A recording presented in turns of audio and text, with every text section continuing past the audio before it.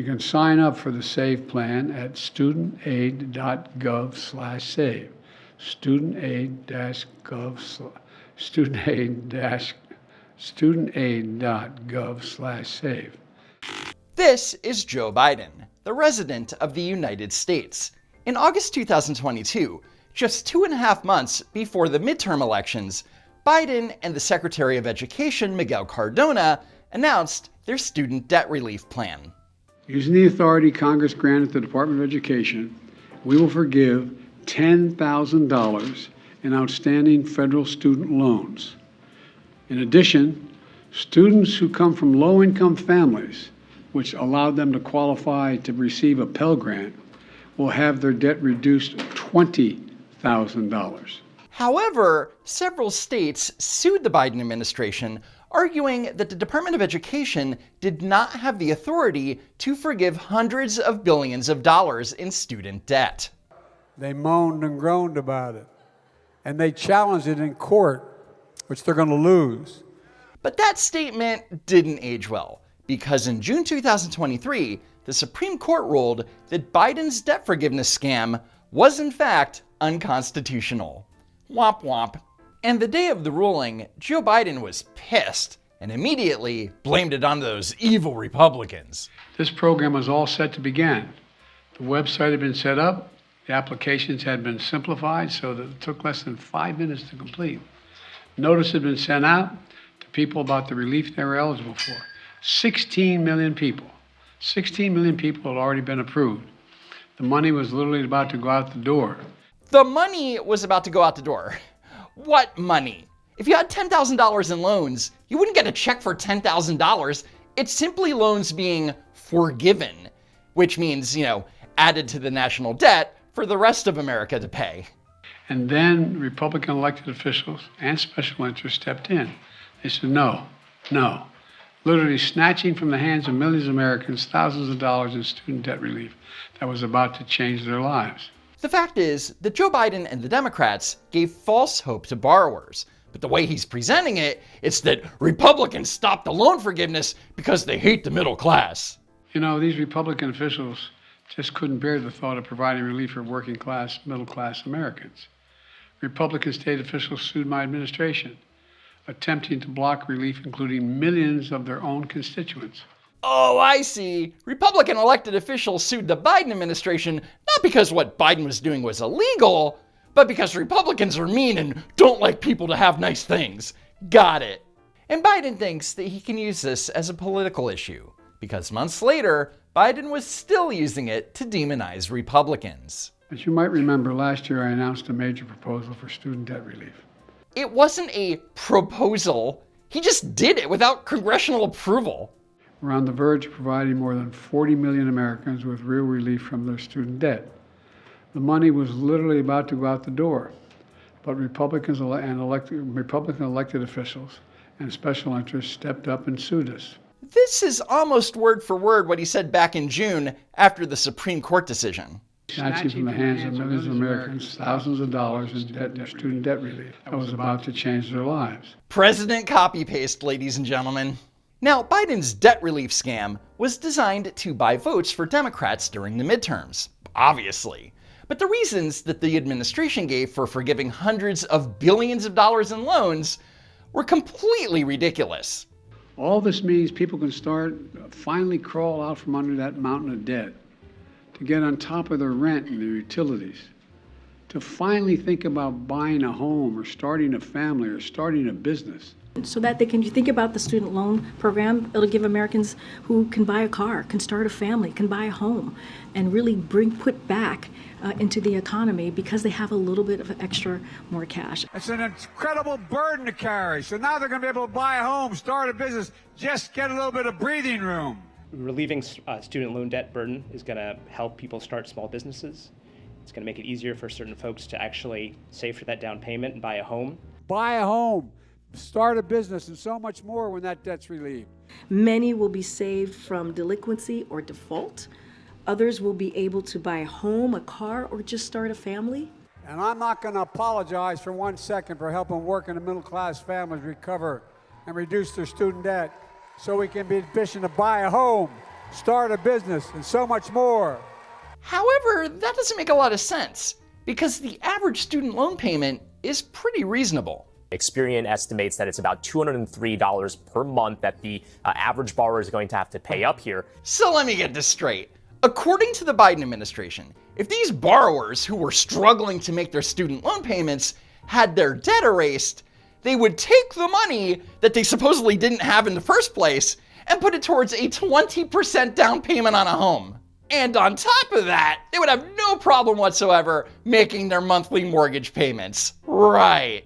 And then Biden and company think that these people are suddenly going to be financially solvent enough to be able to start a small business, despite the fact that they were supposedly struggling with a $200 student loan payment. Makes sense to me. What's your problem? So, as you may know, the Department of Education finally ended the moratorium on student loans, which means that for the first time since March 2020, borrowers need to start making payments again. Is there any opportunity for a grace period if somebody says, I'm just not ready to start paying? A grace period? Yeah, the last 3.5 years. But if that wasn't enough, the Biden administration is enabling people with student loans to skip making payments over the next 12 months. Because while their loans will start accruing interest, delinquent borrowers won't be reported to credit agencies and their credit score will not be affected. So on one hand, we're told that making monthly student loan payments is hurting Americans. But on the other hand, we have the strongest economy in the world thanks to Bidenomics. Anyway, since payments started up again, that means that it's time for the media to go out and look for sob stories. Let's take a look. Josie Bridges is a single mom living paycheck to paycheck. It's hard enough dealing with rising prices at the store. My student payments are sitting right now at about $400 is what they're expecting each month. So, I mean, that's my food budget right there. The pandemic freeze on student loan payments allowed Josie to open up her own salon in Portland, Oregon. But with $4,000 in outstanding debt from her community college degree, she says she simply won't be able to make the payments once they resume in October. This shows a complete lack of responsibility. If Josie had made payments as little as $90 a month over the student loan moratorium, her loan would have been paid off by now. But instead of even attempting to make a dent, she decided to start a business, which is fine, but now she can't afford to finish paying back her loan. It's kind of out of my hands at this point. If I can't make it, I can't make it. Great attitude, Josie. I'm sure running your business is going to go great. Having to resume payments will force borrowers like first-generation college graduate Michael Lopez in Anaheim, California, to make compromises. That's a really big chunk, of our spending every month. The 33-year-old's goal of becoming a social worker led him to pursue a master's degree after a degree in sociology at a state school. He now owes $240,000 in student debt. That's an astronomical number. Yes, it is. No one should be spending $240,000 towards a master's in sociology. His monthly bill, nearly $800. We all deserve an opportunity for education, and however I had to make that happen, I was going to make it happen. Did you ever consider a career where you could make more money, easily pay off those debts? Actually, no. This is just too meaningful to me. It's kind of, I feel like it was what I was designed to do, was to help people. And so, yeah, I'm proud of it, and it's exactly where I want to be. So this guy's job is helping people, yet he can't even take care of his own financial obligations. F***ing clown world, am I right? I come out of grad school at the age 27, an educator ready to take on the world of special education. Sarah's dream was to teach children with autism, so she decided to take out a $118,000 student loan to get her master's in education from Columbia University. And wanting to be a teacher in that field is respectable. But going to Columbia, you can get a master's of arts in education just about anywhere, and for a hell of a lot less money. Plus, there's always a demand for special education teachers. Do you think that schools are going to be picky? Oh, you didn't go to Columbia. Sorry, next applicant. The interest is 7.65. It's a pretty high interest rate. But at a nearly 8% interest rate, her $118,000 balance ballooned to $180,000. It was obviously not the smartest decision, right? Obviously not. Sarah did not factor in return on investment or the costs of raising a family while taking out such a massive loan. But when their twin daughters were born, the weight of the loans became crushing. Between the loans, the amount of that, and the two of us being paid on a teacher's salary, that wasn't going to work. Sarah quit teaching for a job in consulting so she could afford the $440 payments on her loans every month. But even if she makes those payments every month, she will never pay it off in her lifetime. And because she's not a teacher anymore, she doesn't qualify for public service loan forgiveness. Sad, really. Hey, payments start again in October. The constant reminders are inundating Manuel Galindo's inbox. The Berkeley grad owes more than $28,000 on federal student loans.